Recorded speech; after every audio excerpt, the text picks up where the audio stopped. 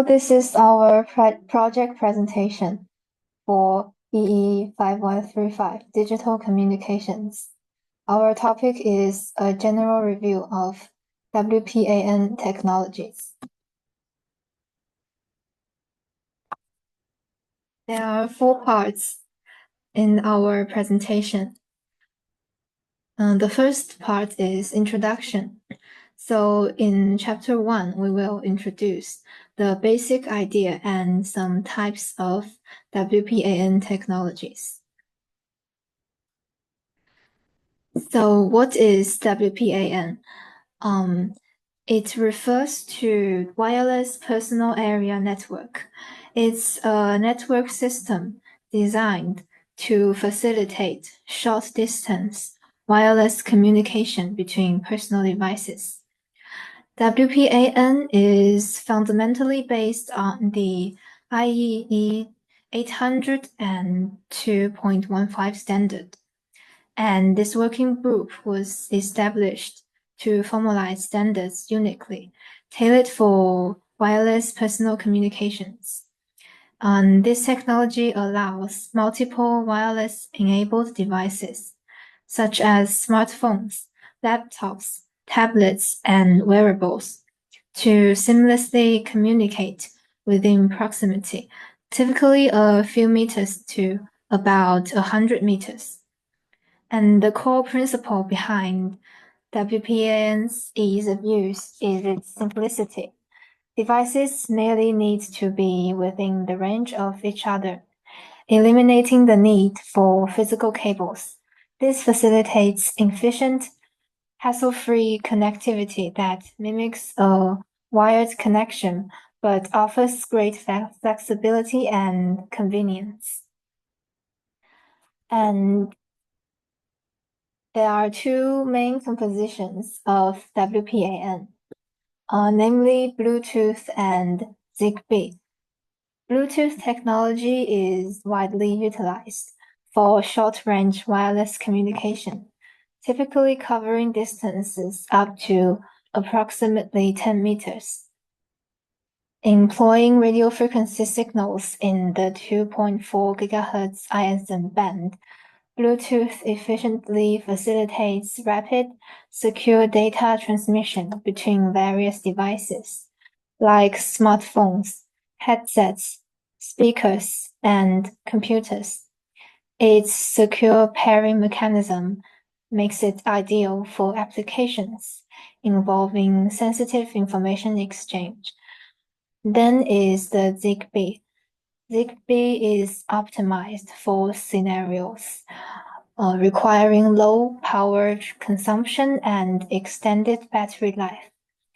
Zigbee technology supports communication over slightly longer distances, generally ranging from 10 to 100 meters, and is commonly employed in applications like home automation systems, wireless sensor networks, smart lighting, and industrial automation. Its protocol structure and low data rates enable energy-efficient operations, making it highly suitable for devices that require minimal power usage and longer battery lifespan. Overall, the WPAN concept and its related technologies significantly impact both personal convenience and broader industrial and societal advancements. So in chapter 2, WPAN applications, we will view the technology in a socio-economic perspective. There are 4 application domains in our presentation: consumer electronics, education, healthcare, and economy. So first, let's introduce consumer electronics. WPAN plays a vital role in simplifying media sharing and control among consumer devices. Application scenarios include streaming high-definition video from a smartphone to a smart TV using Bluetooth or UWB, controlling home theater systems wirelessly via mobile apps, and transferring photos or media files between digital cameras and tablets. The second application is education and smart learning. WPAN plays a significant role in transforming education through both interactive and remote learning applications. In modern classrooms, WPAN-enabled devices such as wireless projectors, Bluetooth clickers, and synchronized tablets enhance collaborative learning experiences. Beyond traditional classroom settings, it also provides support for remote education, particularly in regions lacking fixed broadband infrastructure. The second application is healthcare transformation. The first part is remote health monitoring. Bluetooth and Zigbee medical services enable remote patient care, reducing the need for frequent hospital visits and improving healthcare reach, especially in rural areas. The second part is aging population support. WPAN-powered wearables help elderly individuals track vital signs and alert caregivers, promoting aging in place and reducing healthcare system burden. The last part of the application is economic growth and market expansion. WPNs have made significant contributions to global economic growth by powering the expansion of multiple high-demand markets, such as smart consumer electronics, healthcare, home automation, and industrial IoT. So in the market size and revenue growth, the WPAN market has experienced continuous expansion. According to a report by Market and Markets, the Bluetooth market alone is projected to reach USD 16.7 billion by 2027. Similarly, the Zigbee market is driven by the rising demand for smart homes and industrial automation. This pie chart shows the wireless connectivity market, where consumer electronics, automotive, IT and telecom, and healthcare occupy 80% of the market. Then let's come to the third chapter, Bluetooth. In chapter 3, we will introduce Bluetooth and its low energy technology, as well as the physical structure. So first, let's introduce Bluetooth history and its evolution. The development of Bluetooth began in the mid-1990s by Ericsson, aiming to create a universal short-range wireless replacement for some data cables. The first version, Bluetooth 1.0, was released in 1999, followed by continuous improvements in speed, reliability, and compatibility. Bluetooth Classic, used primarily for data-intensive applications such as audio transmission and file sharing, dominated early versions. Later, Bluetooth Low Energy was introduced as part of the Bluetooth 4.0 specification in 2010, optimized for low power consumption and periodic data exchange, making it highly suitable for fitness trackers, medical devices, and other IoT applications. Bluetooth 5.0 and subsequent versions further extended the range, increased data rates, and introduced features such as advertising extensions and improved coexistence in congested environments. Then let's come to the Bluetooth protocol. The Bluetooth architecture is based on a layered protocol stack, with each layer responsible for specific tasks that ensure interoperability across devices. There are two forms of Bluetooth wireless technology systems: basic rate and low energy. Depending on the use case or application, one system may be more optimal than the other. The following contents will focus on introducing the BLE.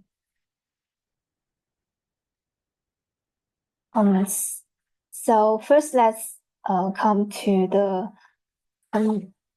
the controller's protocol, and at the top, first let's come to the application part. At the top, the application layer facilitates various user-defined services, relying on standardized Bluetooth profiles, such as serial port profile, hands-free profile, and advanced audio distribution profile. These profiles define specific use case behaviors, enabling functions like wireless audio streaming and file exchange between devices. Then is the host layer. The host layer is composed of several critical protocols, such as the generic access profile, generic attribute profile, attribute protocol, security manager, logical link control, and adaptation model. Then the host control interface provides a standardized command interface between the host and the control layer, allowing upper-level software to configure and control radio functions. Then within the controller, there are link layer, direct test mode, and the physical layer. This architecture provides the foundation for Bluetooth's ability to support continuous, moderate to high data rate communications, making it ideal for use cases like wireless headsets, car systems, printers, and tethering devices. Then let's come to the controller, and we will introduce the physical layer. The physical layer, which also refers to the radio layer, specifies details of the air interface, including the usage of the frequency hopping sequence, modulation scheme, and transmit power. BLE transmits on the 2.4 GHz band, also known as the industrial, scientific, and medical band. And BLE technology offers several physical radio modes, each with its distinct advantages and limitations. Let's take a look at these modes. The first mode is the 1M physical mode. It is the standard Bluetooth low-energy radio mode that has been around since the inception of Bluetooth Low Energy. It operates at a symbol rate of 1 megasymbols per second, meaning each payload bit takes just 1 microsecond to transmit. Every Bluetooth Low Energy device must support the 1M physical mode, making it the only mode fully backwards compatible with BLE devices that don't support BLE5. It's also considered the baseline for comparing other physical modes. And the second mode is the 2M physical mode. So introduced with Bluetooth 5.0, the 2M physical mode offers twice the data rate of the 1M physical mode, operating at 2 megasymbols per second. This means each payload bit just takes 0.5 microsecond to transmit. The 2M mode allows for quicker data transfer, which may reduce power consumption during active radio communication, particularly for longer data transmissions. in which the overhead associated with negotiating for the switch to this mode becomes a negligible portion of the whole communication. This table is a comparison of data quantity of 1M and 2M Bluetooth.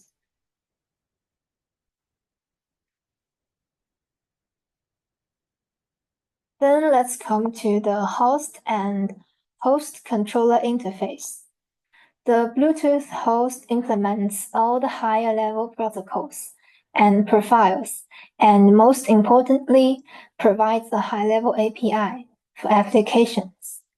As shown in the figure, the lowest down in the host stack sits a so-called HCI driver, which is responsible for abstracting away the details of the HCI transport. It provides a basic API for delivering data from the controller to the host, and vice versa. So the Bluetooth low energy access, by defining the four distinct roles of Bluetooth usage, is as below. There are connection-oriented roles, and there are connection-less roles. Each role comes with its built-in configuration option. Of the connection-oriented roles, Central implicitly enables the observer role, and usually the first step when creating an application is to decide which roles are needed and go from there. Bluetooth Mesh is a slightly special case, requiring at least the observer and broadcaster roles.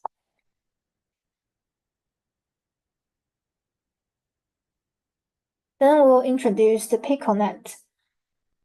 Bluetooth is a packet-based master-slave protocol that allows for up to 7 Bluetooth Classic or an application-dependent number of BLE slave devices to be connected to a single master device.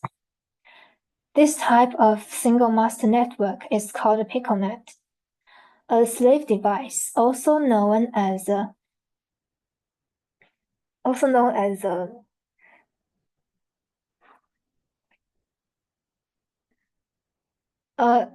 slave device can only communicate with a single master device and cannot communicate with other slave devices on the PicoNet. If it wishes to pass data to and from other slave devices, it must go through the master. This allows for the Bluetooth system to be non-contention based. And it also means that after a Bluetooth device has been added to the PicoNet, each device is assigned a specific time period to transmit, and they do not collide or overlap with other units operating with the single PicoNet.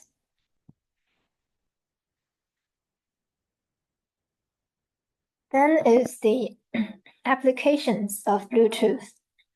They are mainly for applications: file transfer, LAN access, wireless headset, and cordless phone. For file transfer, a Bluetooth device can browse the file system of another Bluetooth device and can manipulate objects on another device. Or, as the name implies, files can be transferred between Bluetooth devices. Then is the LAN access. A Bluetooth device can access LAN services using the TCP/IP protocol stack over point-to-point protocol. Once connected, the device functions as if it were directly connected to the LAN. The third application is wireless headset.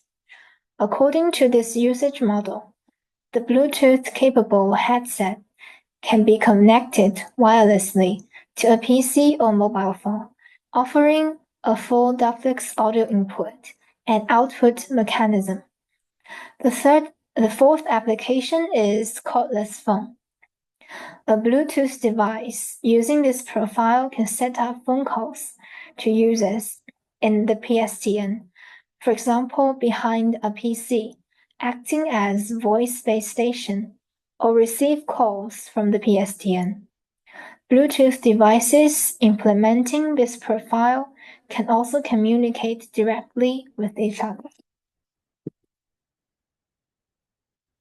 Okay, then I will introduce the ZigBee. In Chapter 4, we will introduce ZigBee in its protocol stack as well as the network topology.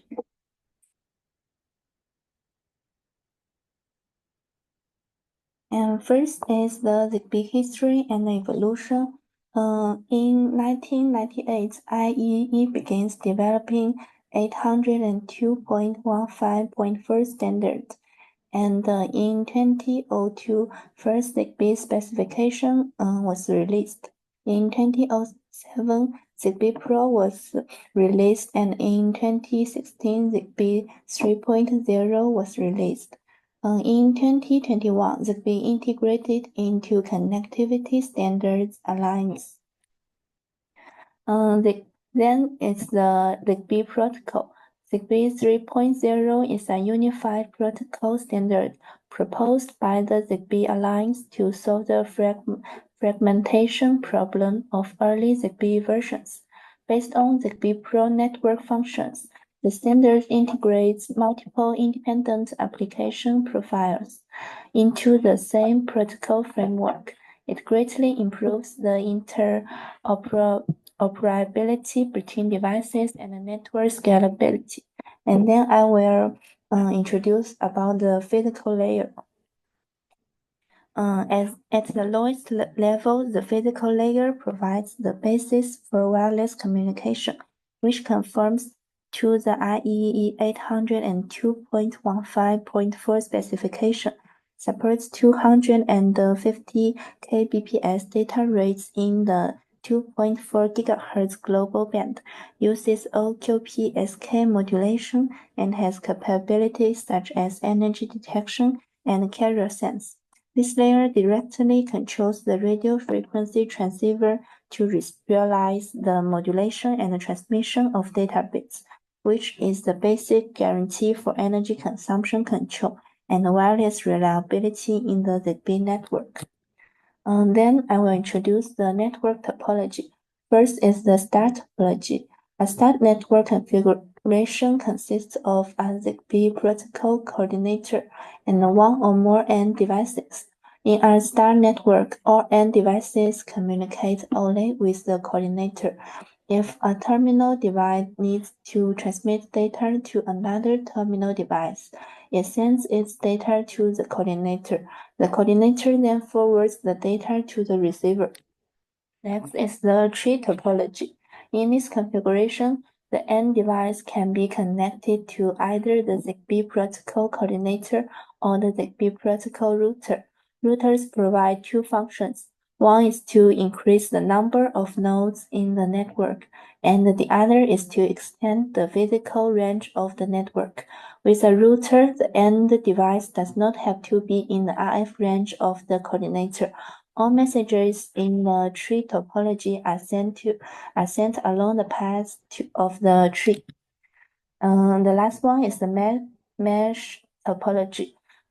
It's basically similar to the tree topology, except that FFDs can send messages directly to other FFDs without having to follow the tree structure. Messages to the RFD still pass through the parent node of the RFD. The advantage of this topology is that it can reduce message delay and increase reliability. There are four main applications of ZigBee. They are green technology, smartphone, medical treatment, and industrial automation. And for the green technology application, ZigBee grids are an excellent choice for green technology applications such as solar and wind farms and electric vehicle charging networks. For smartphone, ZigBee networks can control lights, door locks, smoke detectors, fans, appliances, and more. In fact, most of the large smart home ecosystem providers have adopted ZigBee, including Amazon Echo, plus Samsung SmartThings, and Signify. Hundreds of millions of Zigbee products are used in smart homes and buildings around the world. And for medical treatment, parents can wear sensors that collect vital signs such as heart rate, blood pressure, and blood sugar levels and transmit them wirelessly to the hospital. Next is the industrial automation. Zigbee can be used to automate lighting control, security, and access control systems. Zigbee and Bluetooth are both wireless communication technologies that are widely used in IoT devices, but there are significant differences in some core features. Specifically, it can be divided into the following points. And according to this table, we can conclude that Zigbee and Bluetooth each have advantages, and the choice of technology depends on the specific application needs. If need a network with long distances, low power consumption, and a large number of nodes, Zigbee may be a more suitable choice. If need faster data transmission and a shorter communication distance, Bluetooth may be more suitable. That's all for our presentation. Thank you.